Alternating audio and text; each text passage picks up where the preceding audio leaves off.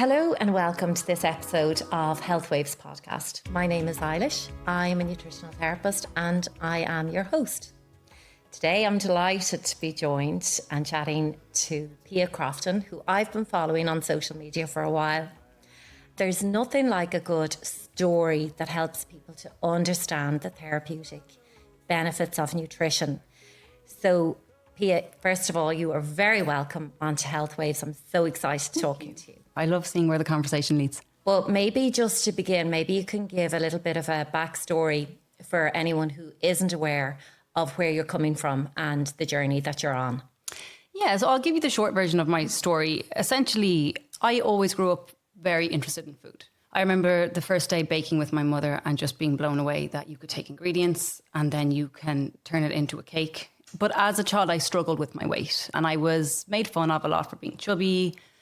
And then it was when I was 18, I actually stole a diet book from my mother. It was not a groundbreaking diet book. It was called The Weight Loss Plan or something. And it was just recommending whole foods. That's all it was. There was no fad to it. It was just an apple, meat, cheese, and since that point then I never, ever struggled with my weight because I went into more of a whole food way of eating.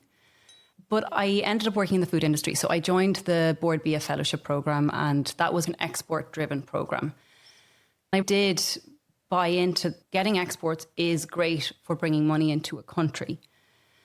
So I moved over to Germany, helping to build export markets for Irish food producers. I worked with everything from massive, large-scale producers to tiny family-run food producers. I could see that in Ireland, we were able to create incredible food. When I compared it to what I was seeing on the market with other producers over in mainland Europe, I knew we had something special.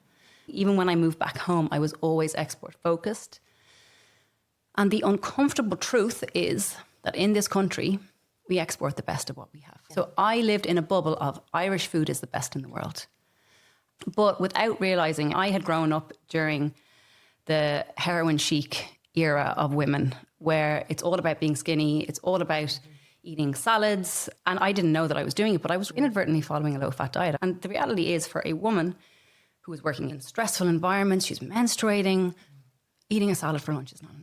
No, you're not getting the right nourishment. I thought that I was, and my body was absolutely screaming at me for 10 years. I had chronically bad IBS. I had bad insomnia. I was getting panic attacks all the time. And I remember being angry at myself because I thought I wasn't able to keep up. Are you so weak? Why can't you keep up?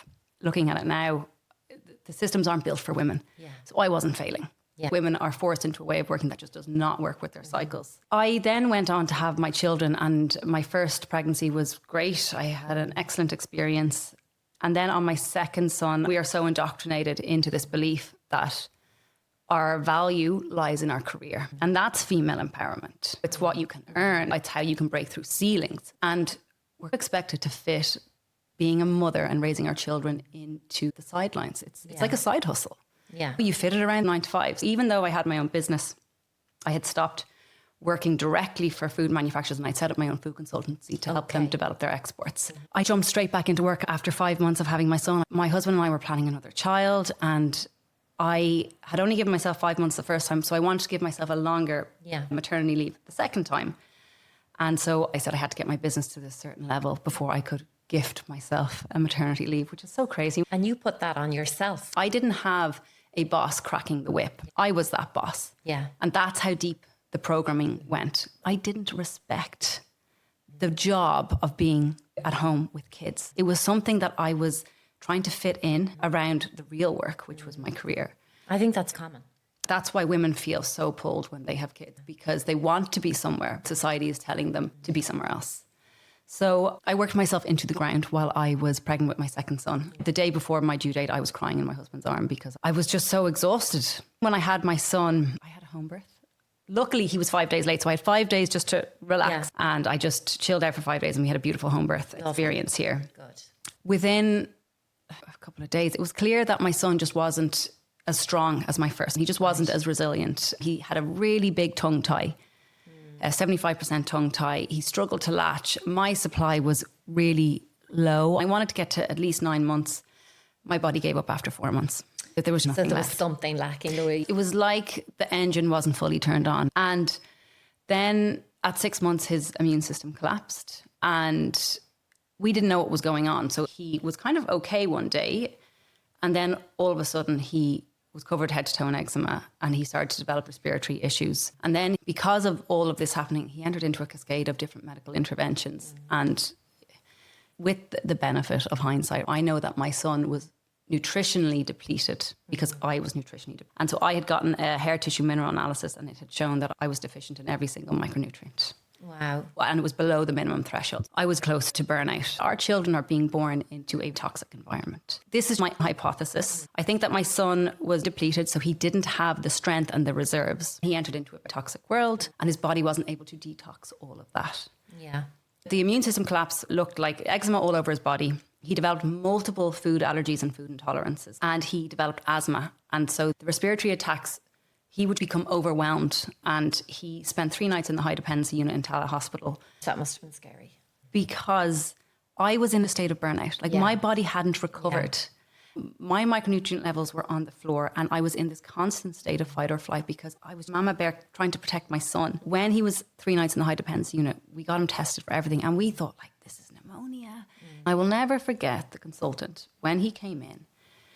And he's so blasé about it. He said, we got the test back. And I was like, well, what is it? And he said, it was the common cold. He said, don't worry, there's nothing to worry about. It's just common cold. Wow. And when he left, I was like, this is wrong. My son couldn't handle the common cold. That nearly killed him. Yeah. I knew at that point that he'd gone through so many rounds of medication. He'd gone through so many rounds of antibiotics. Everything was just stripping from him. So I knew in my heart that I had to build him back. My granny is from Germany and she came over after the war and she had traditional food rituals. She had so much knowledge because she learned all these things from old cultures over in Germany and Poland. And she used to say about kids, you can't get it into them after. And what she meant by that is get the nutrients into them when they're young. Yes. Set the foundation and they'll be okay. So I just thought, I just need to build them up. And the only way I know how to do that is with food. I started researching traditional ways of cooking. I started looking into regenerative agriculture. I learned about regenerative agriculture and how it could be 85% more nutrient dense than conventionally raised meat. He has a tiny stomach. I have tiny opportunities to get food into him. I need to maximise. Isn't it amazing? So I had gotten a call from a man that I worked with before I had Raffy, and he said, he rang me and I was like, John, I'm not doing any work. I'm on maternity leave. And he said, before you hang up, he's like, I am here with a regenerative farmer. He's got a carbon negative farm. He's got Irish Wagyu, or that they're calling his beef the Wagyu of Ireland. Yeah. He's like, I want someone to do an export strategy for him. And I was like, okay, I'm listening. I ended up having a call with Brendan Guinan from Firbia Farm. Yeah. And after 5 minutes on the call, we realised what he was doing was groundbreaking and we didn't need to export this. Well, you got the right person then. The two of us were supposed to have a 10-minute call. We ended up talking for 2 hours. And the two of us agreed that we need to get this to people across Ireland. So I ended up buying from him.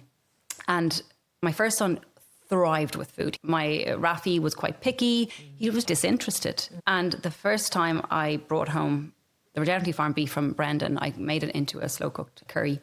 It's really rich. When you look at the meat, it's very marbled. So you can see that it's different. And then when we all ate it, we couldn't finish our normal portion. We ended up eating 3 bowls. The first time I saw him interested in food, he couldn't get enough. He wanted more and more. And I was like, okay, not all food is created equal.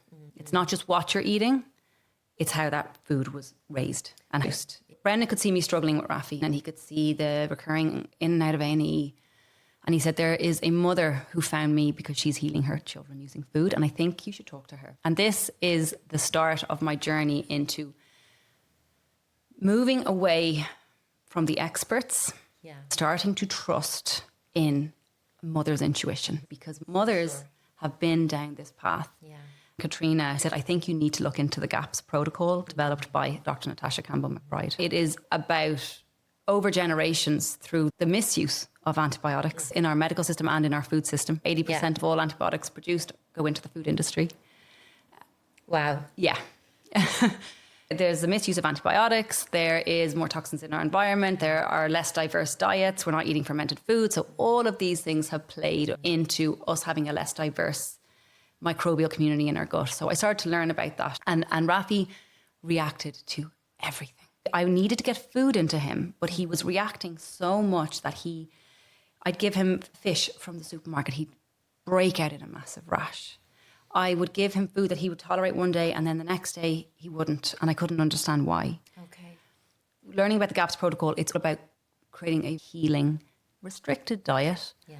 Because the gut has holes in it. These kids have a leaky, and you have to remove you're removing fiber, you're removing all the things that you think are healthy, and you're creating something very gentle that gives their gut a chance to heal. Yeah. And those things that are gentle and easy to digest are the opposite of what I thought. It's things like egg yolks, slow cooked stews. I used to make meat stocks from bones. At this point, he was on formula, and the formula made him flare. I would just give him meat stock that I had cooked down with bones. And he was okay taking that. Oh, he hated it. He hated it all. This journey is Not easy, no. I had to completely change the environment in my child's body and in our home to support his healing. What age was he? So his immune system collapsed at 6 months. 10 months, that's when we started to really see the respiratory. We were in and out of A&E. And by 1 year, he was at his worst with eczema. Okay, so he was eating, he was beginning to play with his food. When I really got into GAPS was the summer. He would have been 1.5 years. He hated meat stock at the start. It tasted strange to him. You just go slowly. And I used to spoon it into his mouth. I'd be like, come here. And I'd give him some. He didn't like it warm as much as he liked it in gel form. You start to learn what they like, but you keep going. When they are so unwell, they're not craving food. But the more you start to get the nourishment into them, the more they start to like what you're doing. So it's complete and utter perseverance. But I was still running my business at this point, and I was trying to do everything. And I was working with loads of clients. I had all these projects running. And my son was in creche, and he would come home with blood all over his clothes because he was so unwell. And I remember he'd had the worst flare, and I am actually very grateful to the owner of the creche. She rang me and she said, this isn't the place for him. Yeah. And I'd already been thinking I wanted to take him out because he would scream going in. He didn't want to be there. But I felt so wrong dropping him off every day because he would scream. And he'd be like, Mama, Mama. Every mother knows if you have to drop your kid to creche and they're screaming at you, that hurts. Yeah. But I was still so indoctrinated that I needed to be earning money. I needed to keep my career going. And I sat down with my husband that night and I said, I want to stop working and take Raffy out of creche and really focus on healing him full time. And the two of us sat down and we looked at our finances because I had been telling myself for months, you can't do this. We need the money. We need the money.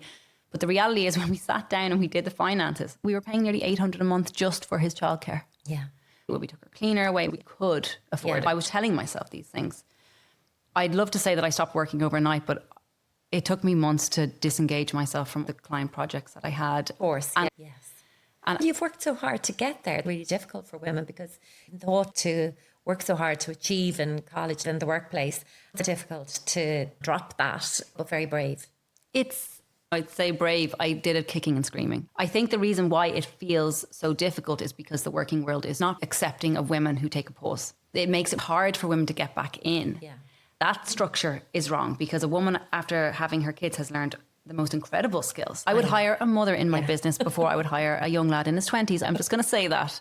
They have amazing management skills and they've so many balls in the air at the one time. I'd hire a mother over a young lad or a young girl. A lot of this is indoctrinated into us, but I was in this massive state of burnout. My nervous system was so dysregulated. So even sitting down and trying to read a book during the day, my nervous system couldn't handle it. You were in a state of fight or flight constantly. I remember my husband came home one day and I was sitting on the couch, Raffy was sleeping and I was reading a book and he just burst out laughing. He's like, I've never seen you just rest like that. But that at the start, that felt really hard.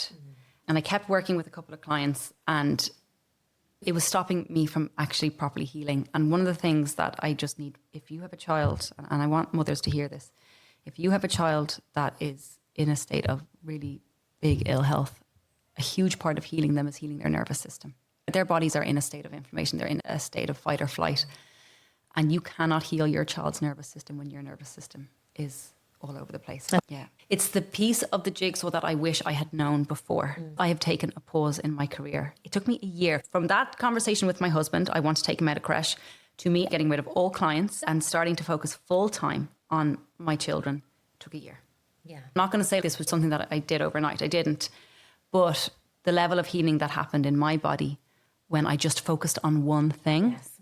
And the only reason now you're seeing me speak out on social media and do podcasts like this is because I took that pause and I started to heal my body. Yeah.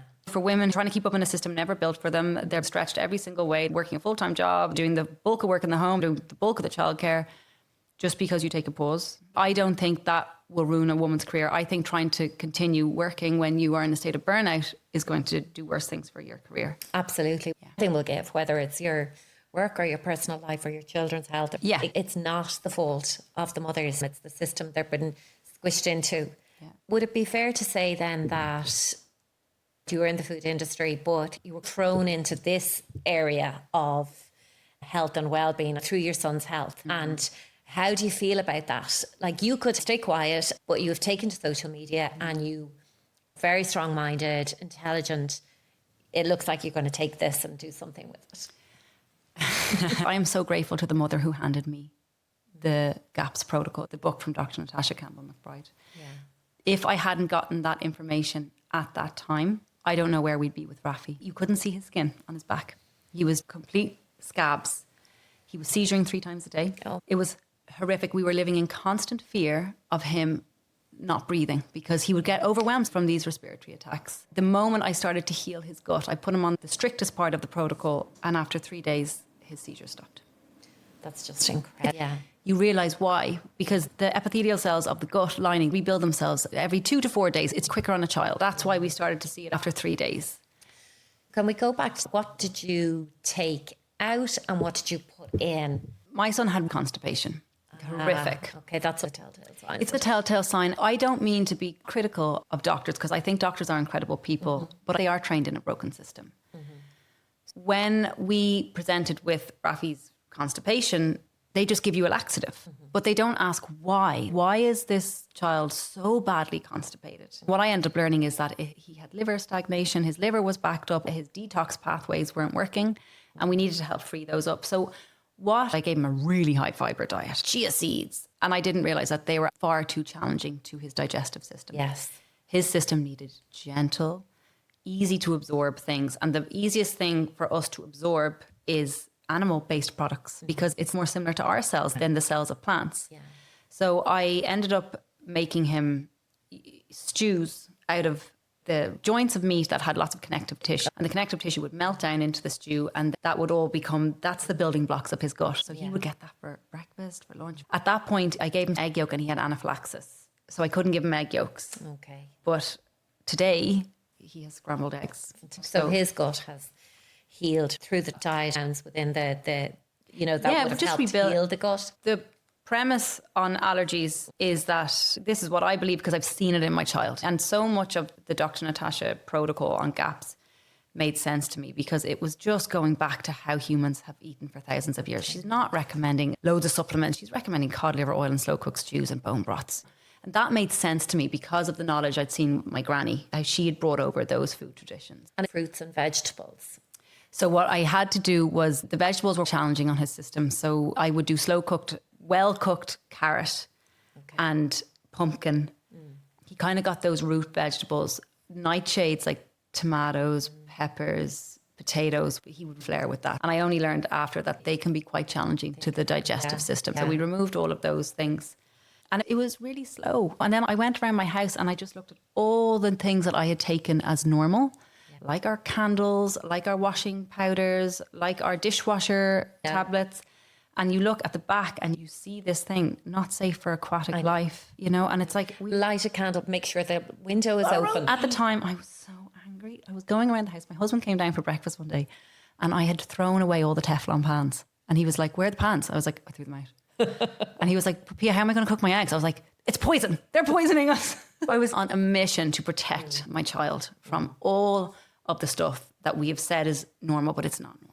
Reality. I know. I was a pain in the ass for a couple of months because when you're waking up to this stuff as a mother, your default emotion is anger. Like, why? Why has my child been exposed to this stuff? But now I'm in a detached place where it's like, okay, these are the systems that we're in. These are the products that have been normalized, but I don't need to have them in my home. I know. I keep thinking, what is it like now for you as a mom? Your children are very young. They're going to parties, they're going to events, they're going, and the absolute and utter rubbish and just crap that the children are fed and stuff. How do you, without being this mad, weird kind of radical mother who doesn't, you don't want to be that. Yeah. The kids don't want to be the odd one who They don't. doesn't take part. Yeah. How do you find balance? Oh, for a long time I didn't find balance. And I will say, Eilish, it's a really, really hard place to navigate, because when you have seen how, when you have a child with an incredibly fragile immune system, and incredibly fragile, you need to protect them from that. And then you go out into the world and you've done all this research. And then I was going out so informed. And then I would go into these social environments where people would then be questioning, like, why are you doing that? Like, what? Yeah. Would you not just give them a little something? And you would see the fallout from that, because he would be fine. But then 3 days later, he'd have a massive flare. Or he would have bad sleep because his digestive system struggling. Yeah. What I have found is safety in numbers. Okay. It is so important to surround yourself with women who are on a similar journey. Yeah. It's insane. Yeah. How often children are given food, and it's the snack foods are nutrient poor. Yeah. And the real meals are nutrient dense. So you make a proper thing of bolognese, that's got more nutrients than crackers. I don't care that it says organic on the label. Oh God. Kids, even in my child's creche, he's in for 3 hours and he goes in with a snack. I know. I have to send him in because I can't have him be the odd one. They're all eating and he's sitting there with nothing. I know, it's ridiculous. A child can go 2-3 hours. They can go 3 hours. I would love it. He has a big breakfast here with me, and then he comes home and he has a big lunch. So it's like the children are going to die if they don't eat every 2 hours. And what ends up happening is you have to work to make the breakfast, but you have to work to make the snacks, and then you have to work to make the lunch that they won't eat because they're not hungry. So it's ridiculous. I feel like I am on a mission against the snacking culture. Yeah. For too long, I was trying to fight all of these systems, and I don't want to be in that energy anymore. It's too hard to fight it. My son said to my mother one day, he said, my mom always says no to me, because I was just saying no to everything.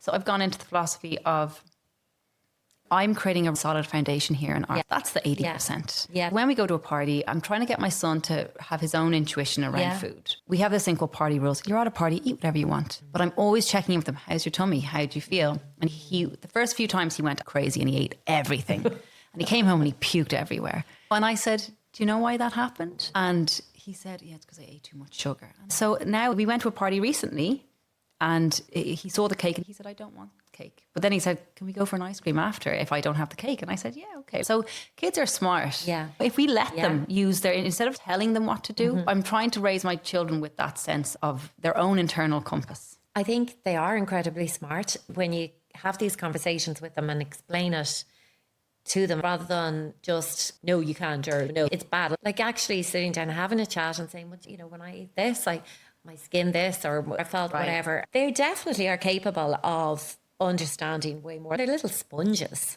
We need to get over ourselves and realise that our children are more connected to their intuition than we are. Yeah. With my son Raffy, he would go to these parties and there was no party rules for Raffy. He couldn't have that stuff. It was my older son who could do the party rules. When everybody was sitting there eating chocolate, people like, I want some. I would explain, if you have this, your skin is going to flare. You're going to get your eczema.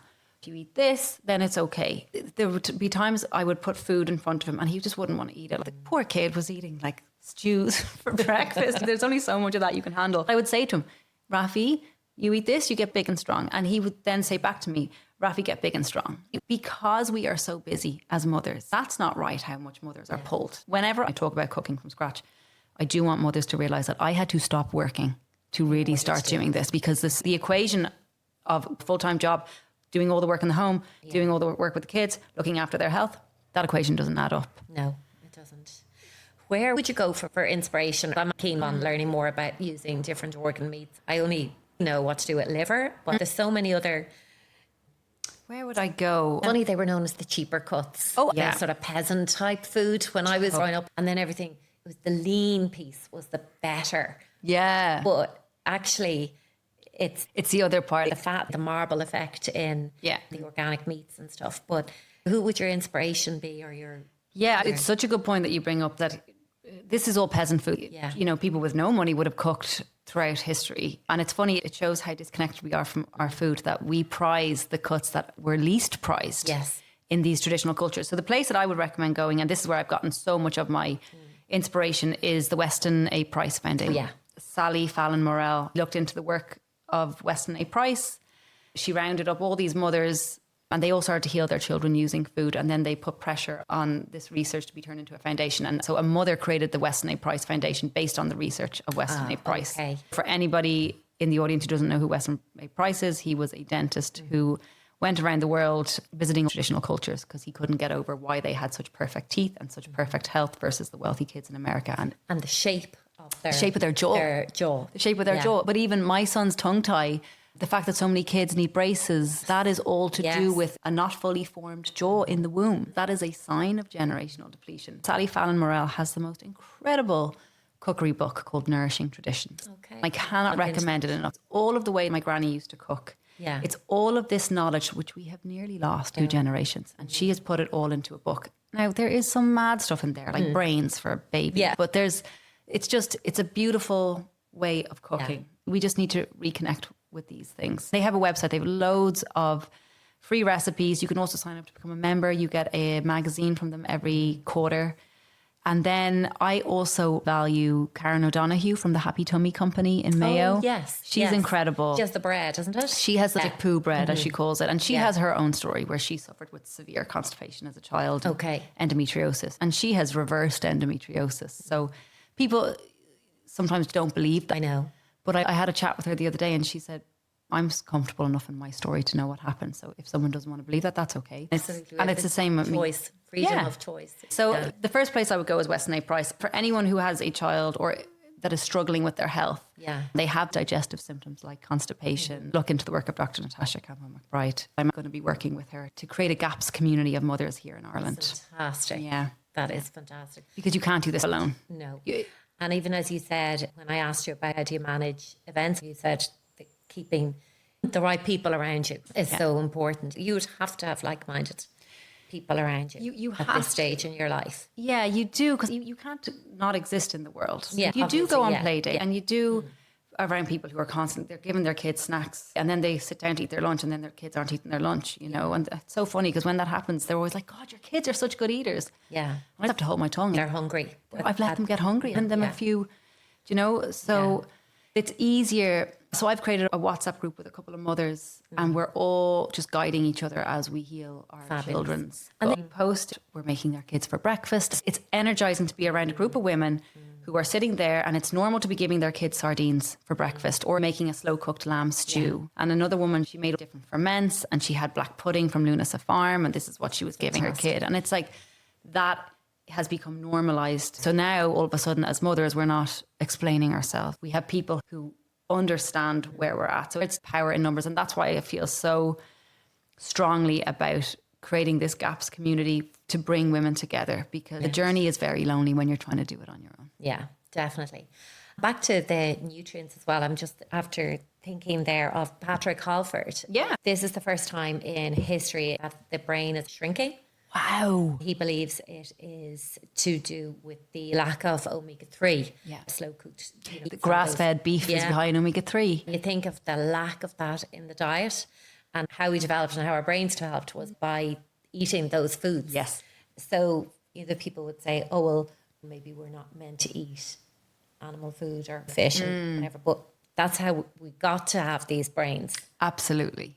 So we mightn't have eaten them. Yeah. But we didn't get these brains with. It's such a good point. Them. The nutrients that are in the foods that you've been feeding your family. Yeah. I imagine it's the fats. It's the fats. We cannot absorb vitamins A, D, E and K they are fat soluble vitamins. And when I was in my 20s, I thought I was doing best for my health and the planet. Plant-based. I know. And that's so many women were encouraged into that. Definitely. Who are vegan. We're more empathetic towards Of course we are. And it's all from a good place. Yes. But it's all based on misinformation. And if someone comes to me with a guideline, I just switch off because I'm like, these guidelines are only invented quite recently. How traditional cultures have eaten, that has evolved with human instinct and human intuition over thousands of years. So that's the wisdom that I connect with. And you're not promoting the processed, you're promoting the regenerative, the organic, the real whole foods. If you look at any traditional culture, none of them are vegan. They would have done periods of fast when it was plant-based and there would have been no meat-based products or animal-based products then. Even if you look at India, they have a lot of ghee, they have a lot of dairy, yogurt. A huge amount of dairy. So Dr. Natasha, in the GAPS book, she goes into vegetarianism, into veganism, and it literally, you're putting yourself into an extended fast. So I did that for years. My period stopped. I had chronic insomnia. I was having multiple panic attacks. My body was literally starving of nutrients. And I think some men can do okay on a plant-based diet. Yeah, the requirements are completely different. What I have found, this is what I've experienced in my own body, I haven't seen a woman do well on an extended plant-based diet. Fasting is different for men and women. And for women at different stages in life, obviously post-menopausal women may be able for a different fasting. Somebody's still having their cycle. Yeah. It's very nuanced. It's very individual. And this is where nutrition is so individual. And you can't say that, everyone should fast 16-8. Exactly. Everyone should eat. Yeah. It's very individual. It's such a good point, because the way that I've seen, take my son, for example, he's now eating a very different way to how he was when I started out the protocol. So at the start, it was a very limited diet. There was a very little amount of fiber, very high on fats, a lot of stews, a lot of meat. But now his body is telling me different things. And now we've added back in grains because he needs that extra bit of fiber.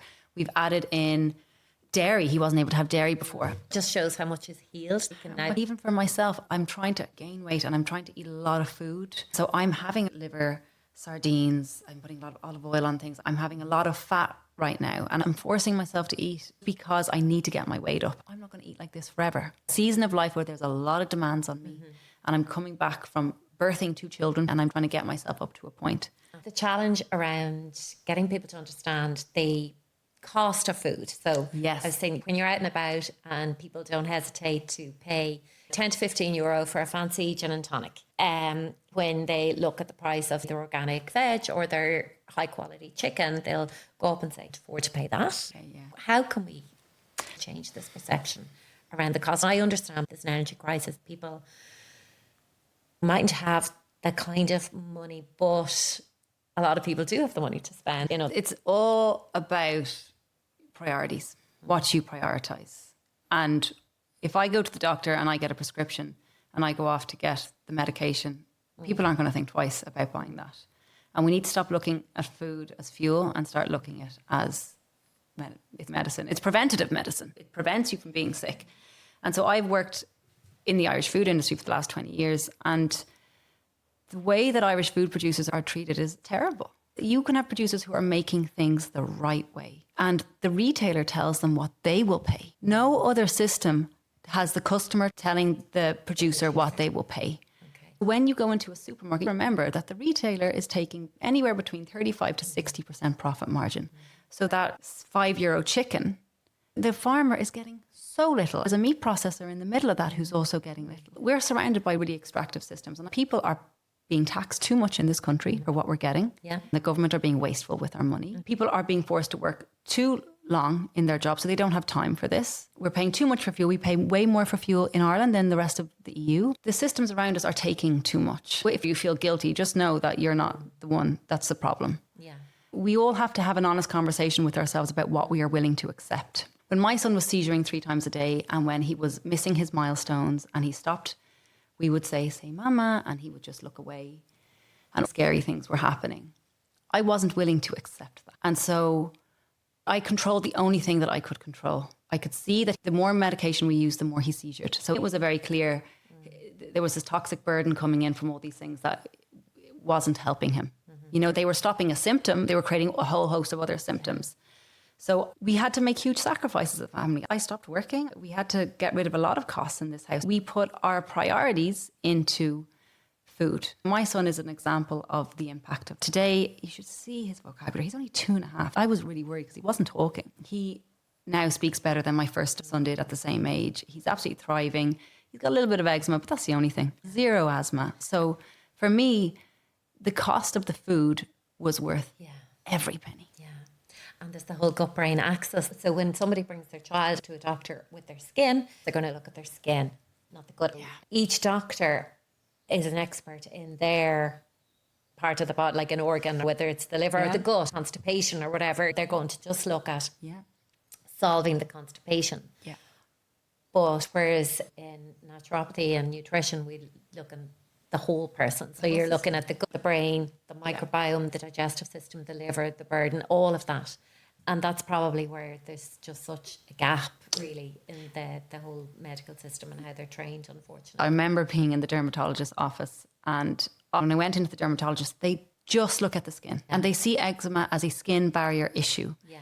I said to her, I think it's his gut because he flares when he eats. And I said, okay, we'll do it your way. But I said, I don't want to just manage symptoms. I want to get to the root cause of why is he flaring. So I was like, what is the root cause? And she looked at me funny. She said, the root cause of eczema is eczema. It's genetic. And I don't need a medical degree to know that's not true, because we wouldn't see all of these conditions rising so quickly in our children if it was genetics, because genetics don't change that quickly. Yeah. Our environment has changed that quickly. Our food system has changed that quickly. Even in the 20 years that I have worked in the food industry, I am appalled at how nutrient poor it is and how it's prioritized ultra-processed foods. So you said that there's a gap in the knowledge. And what I would like to offer to mothers is you will fill that gap, because you are the one who sees your child. You see how they respond to different foods. You see what their mood is like. So I could see, like, my son, his body through his symptoms communicated with me. And when I stopped trying to manage symptoms and started trying to read, like, what is his body telling me? Because he would get eczema in different areas depending on what the problem was.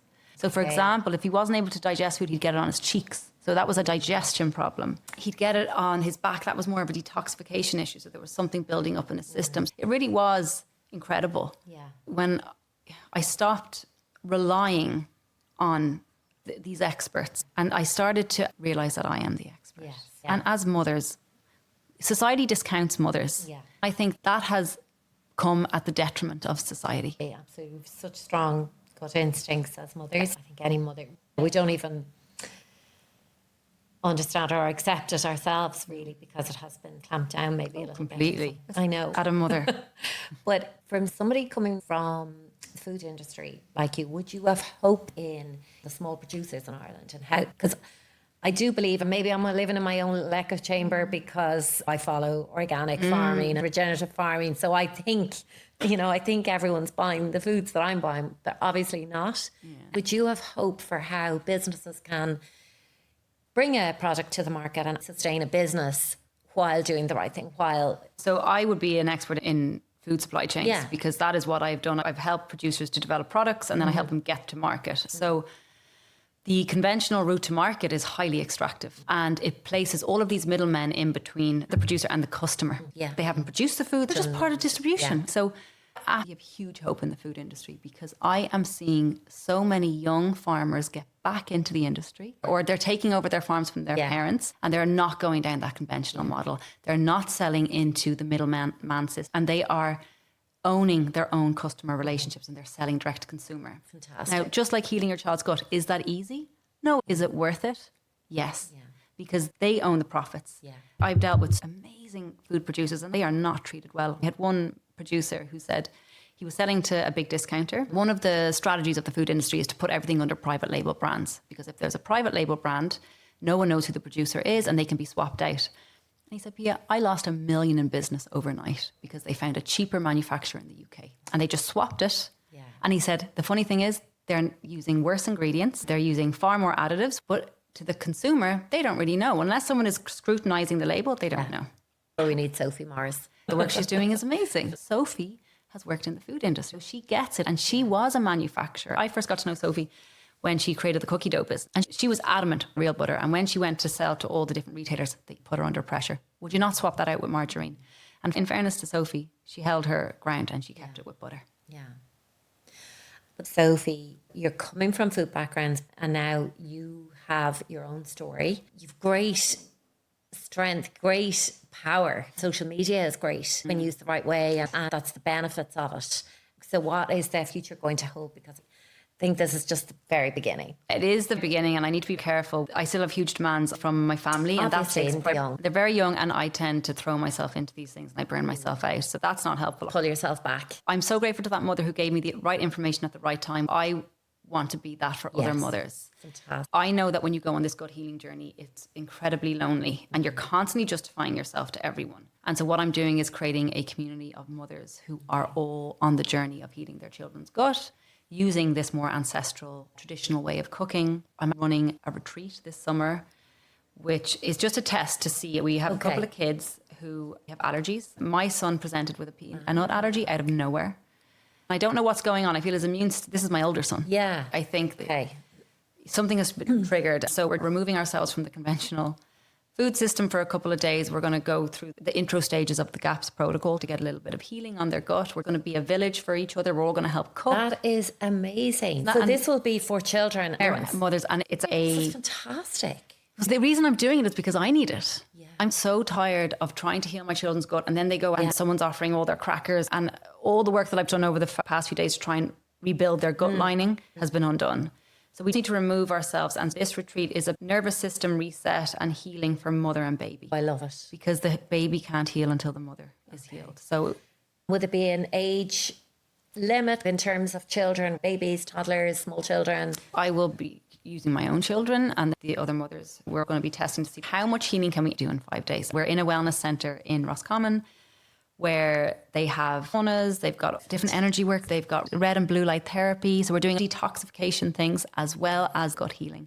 Look, it may create no positive result, but I suspect it will create a significant. That's a fabulous idea. And being together, even with the kids doing the same thing. What I'm trying to do is to create a village. Yeah. And so part of the GAPS community that I'm creating is for women to have access to all of the information from Dr. Natasha Campbell-McBride, all her podcast interviews, as much as she can give me. So her team are creating that for me right now. And then I then create the grassroots experience here so that we actually need more community.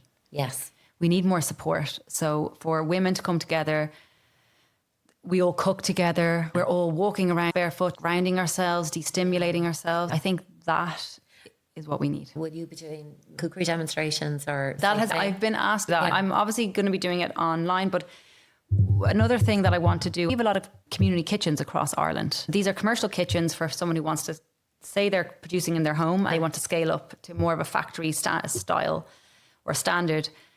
These kitchens exist and usually they're empty. And so what I would love to do is to create cook-alongs for women to come in.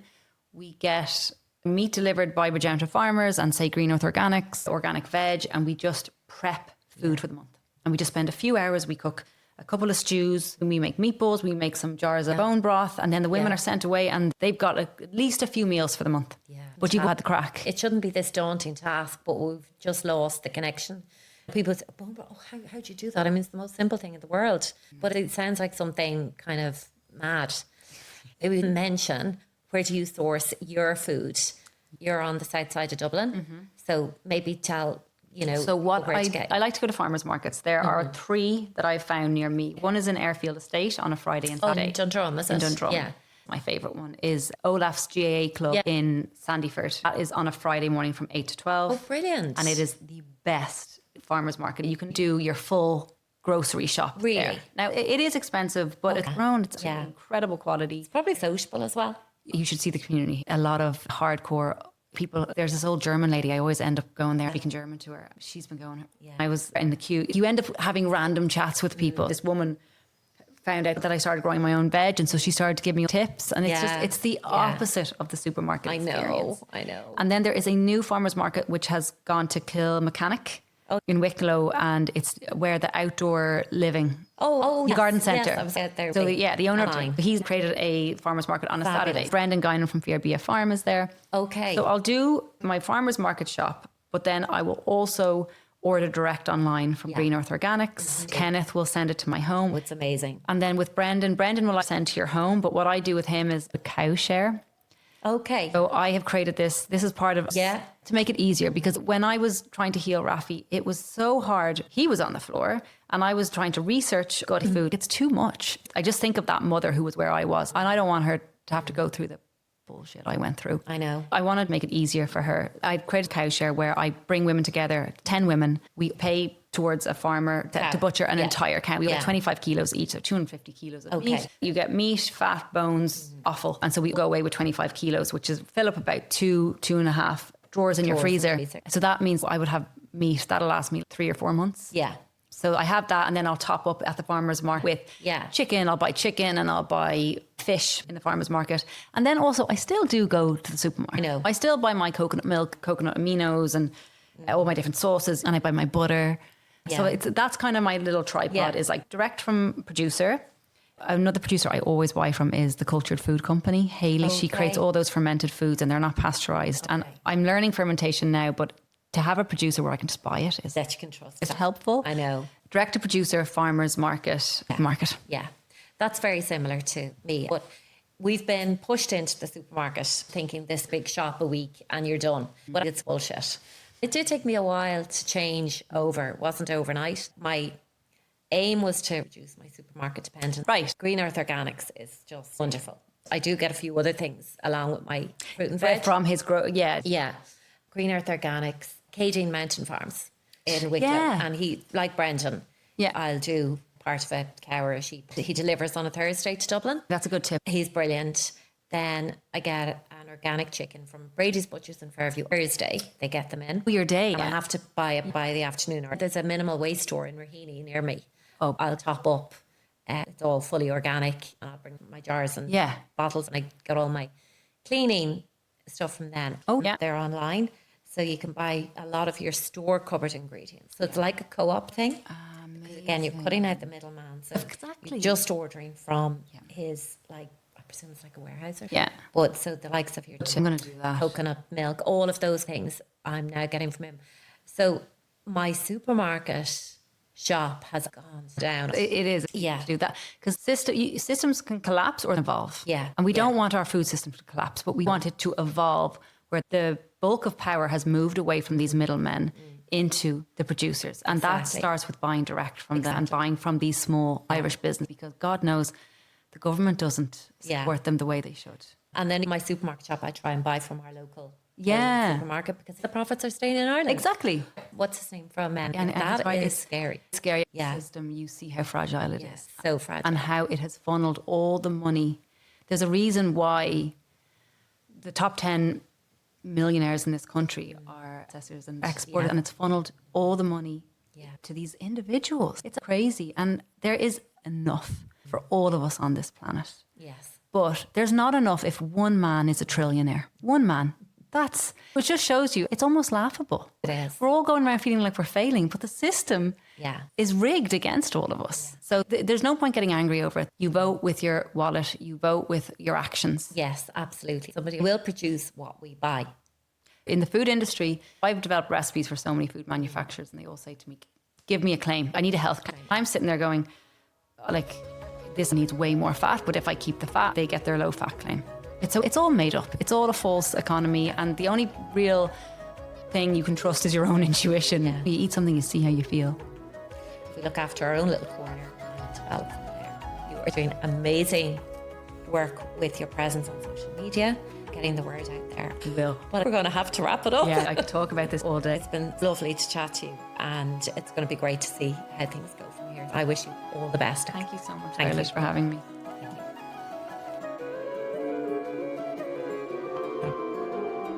Thank you.